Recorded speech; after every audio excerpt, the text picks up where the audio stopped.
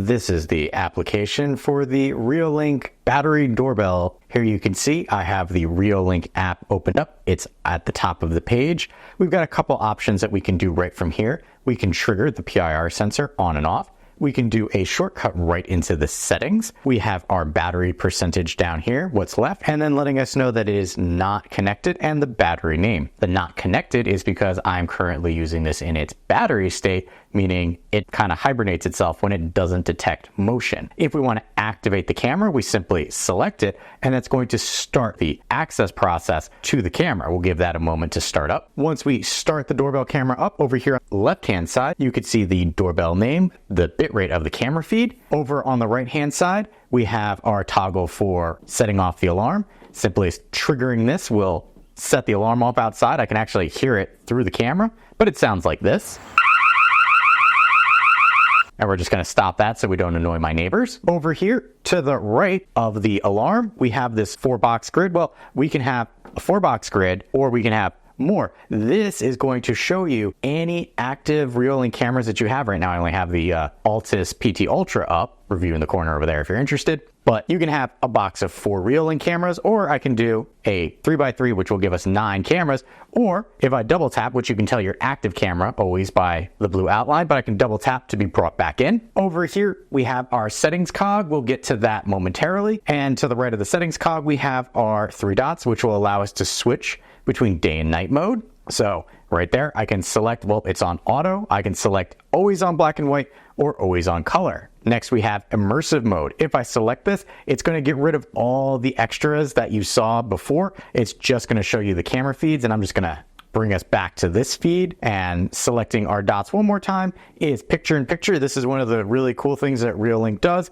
allowing you to, on an Android phone, kind of put your feed there and scroll through your applications while you continuously monitor what's going on. And right there, you might have seen there was a car that went through, and in the upper right-hand corner right there, there was a car icon letting you know what this camera actually saw. Over here, we have a pause button. Selecting this will pause the feed, so if you don't want to use the battery because you're looking at something else, you can pause the live feed to help preserve the battery. To the right of that, we have our sound. We can turn on and off our sound from here. Next, we have a camera icon. Selecting this will take a picture of whatever happens to be in the live feed at that time. To the right of that, we have our video camera, which, as it might sound, if I select that, it's going to record movement in this live feed. So sadly, I don't have any movement at the moment, but that will record it, save it, and we can download it later. Next, we have our high. Well, this is clear, balanced, and fluent. These are the high, medium, and low settings for the video feed that we have from this. Clear is the best, mid is our low, and then fluent drops it down. You can kind of tell if I zoom in on these shrubs here, jump it up to mid-range, which drops it all the way out. But we'll do those shrubs again, and then clear. Give that a moment to up itself, and then we zoom in on those shrubs again, giving you an idea of what the detail is like. And you saw the pinch to zoom. To the right, we have full screen mode. This will make everything big and kind of shift the location of some of our options. Coming down, we have our quick reply area. Selecting this will give you access to several quick replies. We have the preset 3, which sound like this. I'm sorry. I think you've knocked on the wrong door. Hi, we'll be right there. Please wait a moment. Hi, please leave the package at the door. We'll get it later. Hey, you, what are you doing? Get off my property. I saw you coming up. I don't take solicitors. Go away. Or we have this settings sprocket right here, which will bring us into voice management, which we can get to from our settings area as well. But since we're here, we have auto reply none. We can set up an auto reply, time waiting, how quickly after the doorbell is pressed will the auto reply happen. Right now, it's set to as soon as they do it, but you can do 2 seconds all the way up to 20 seconds. And then you can have message none, and then the pre-program ones. You also have plus sign here, which will allow you to record your own 10-second clip. Hey, you, what are you doing? Get off my property. I saw you coming up. I don't take solicitors. Go away. And then sound test, which plays it from here. So you can make sure that everything is A-OK. And you can see it is thinking up there as it's getting ready to send this information to the camera. So I would recommend giving it a name. So in my case, go away and save. And now it's added to the list of quick shots that I can do. I can also select here and rename or delete, and that is under our quick replies. And notice I come back and refresh, and now I have quick reply right there for the new one that I created. Next, we have our tap to talk. Selecting that will enable full duplex from the doorbell. So no pushing and holding, you can have a two-way conversation, and my neighbors probably think I'm crazy.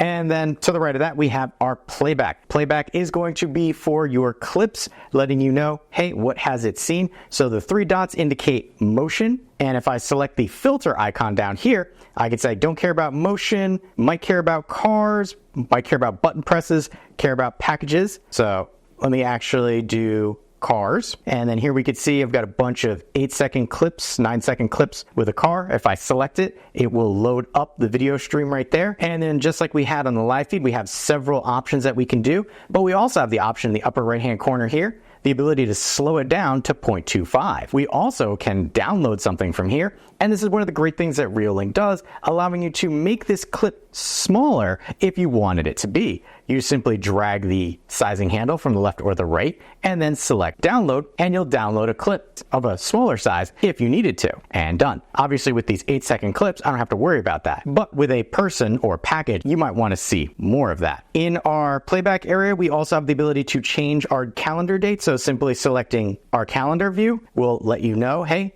anything in white, there's something that you can go back to and look at. We're going to come back to our October date. If we want to change the view, simply selecting this icon here will change it into a grid view rather than a timeline view. And pressing the X will bring us out of the playbacks area. And those are all the camera controls that we have. Coming back up to the sprocket icon, this brings us into the camera settings. Here we can see doorbell name as well as the used space on the SD card that I have in there. Selecting this area will show you a lot of personal information, so I'm not going to go into there, but that's where you can check your firmware. Coming down, we have battery. Right now it's telling me I have 65% left. Next, we have Wi-Fi. Want to make some changes to your Wi-Fi? This is where you do it. Sensitive information, not showing that on camera. Moving down, we have display. This is going to be a real-time display of what your camera is seeing. Right here, we can flip vertically. Why you would do that with a doorbell camera? I have no idea, but Reolink allows you to do that. And you can see in real time because there's a car driving through. You can also flip horizontal. So now my neighbor's car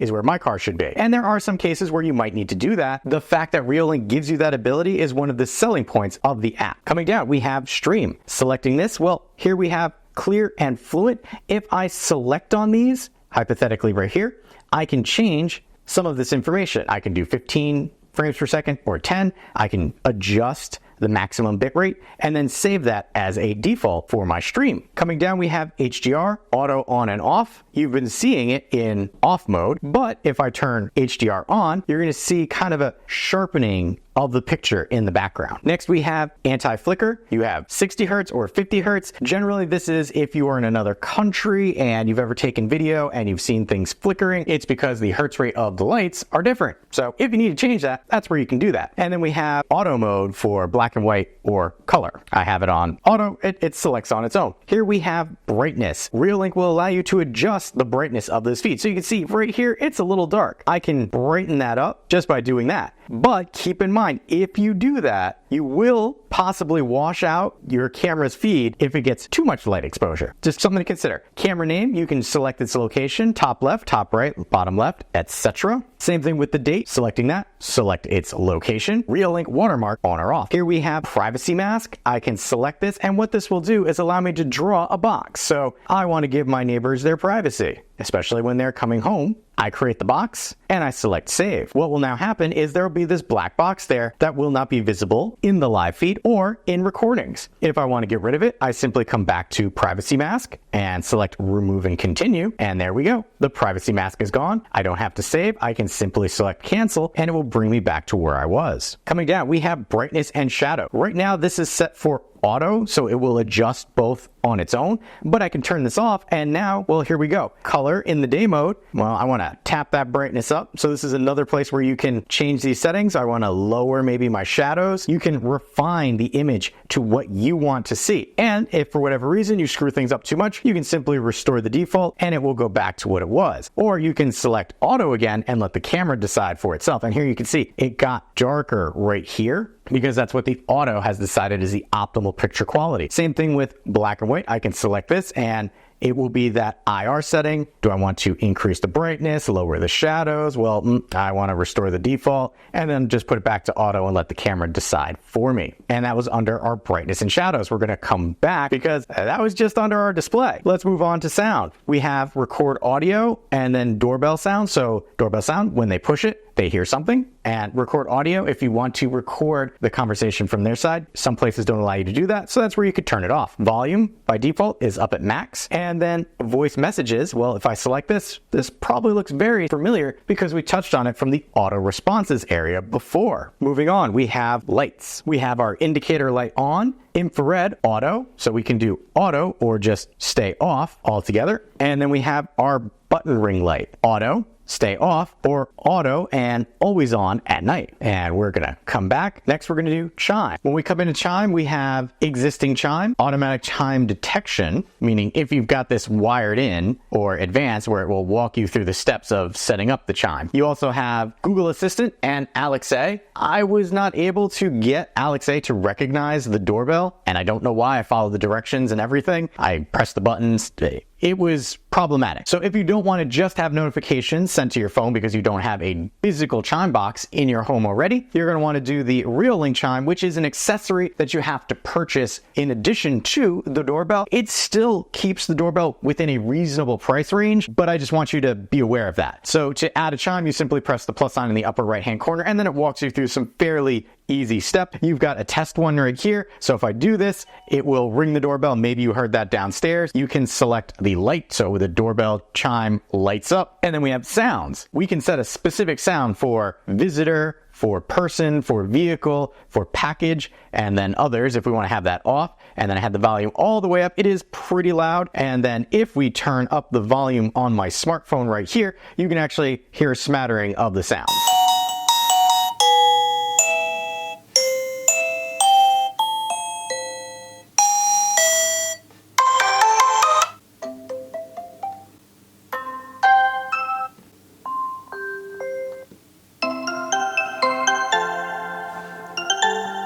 Just like that. Now I want you to pay attention to why some of these are actually off and not turned on with a specialized sound, because what would happen is if I turn on person and I select a sound and turn it off, what that will do is if a person is detected by the doorbell, it will actually ring the doorbell chime without the person pressing the button.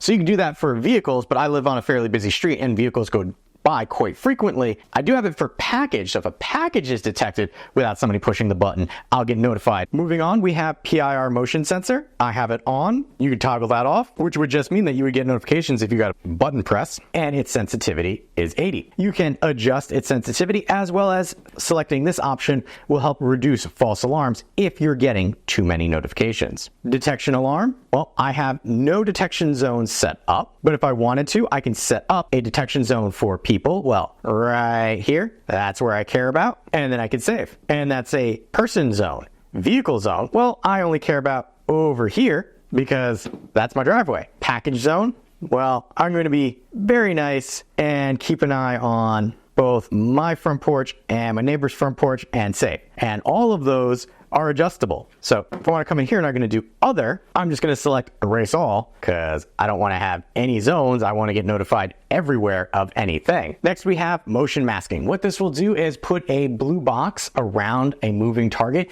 to help you better identify something that might be moving through frame. And here we have sensitivity. So we have smart detection. How sensitive do you want this to be? You can see I lowered the sensitivity for people and then raise the sensitivity for package. So the fact that Reolink lets you do this on a detection by detection basis is another reason why the Reolink app stands above all other consumer-based apps. Next, we have object size. This is another great thing that Reolink does. It allows you to, for person, vehicle, and package, select a minimum object size and a maximum object size. So for me, I'm going to say a package. The minimum object size that I'm going to get for a package is probably about that. So I'm going to put that there, and it won't tell me if I get something smaller than that. For a person, I would say, here's a maximum size. So a person is going to be kind of tall. So anything bigger than that, I'm telling the camera, ignore it, don't tell me about it. So we're just going to erase both of those and save. And that was our object size. Coming back, we're coming to camera recording. You can have it on, as you might imagine, and then a schedule. So here it is enabling, and then person, vehicle, other, visitor, and packages.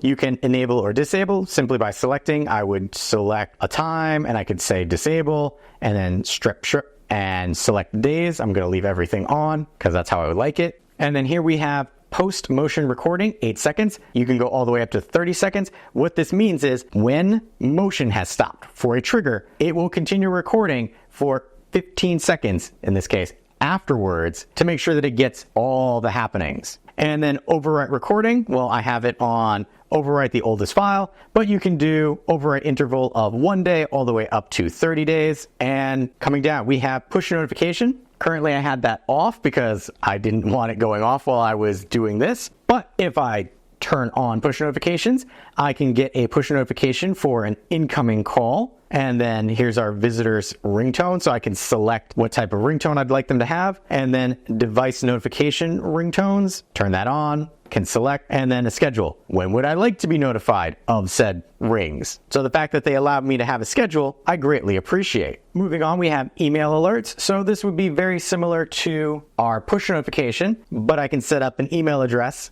to send this to, and this is how you would do that if you're interested in that. Same with FTP. It's off by default, but if you wanted to securely FTP files or information to yourself, this is where you'd come to do that. Time-lapse. There are a lot of cameras out there that do time-lapse, but Reolink is very good in that, one, they give you some predefined options, moving cloud, sunrise, sunset, construction, blooming, or custom. Or I can select the sprocket icon and make sure that it overwrites my old time-lapse files. But when I come to custom, I can select when it starts, how long it's going to shoot for, the interval, the quality, and the type. So I can say balanced, do video. You could do photo, but if you're going to do time-lapse, it is strongly recommended that you do video unless you want to have hundreds of photo files. Here we have installation method. Well, this will walk you through the installation guide. So I can say start, I can do wired, or I can do battery, and then it will walk you through the process of doing that if you jump into the application first before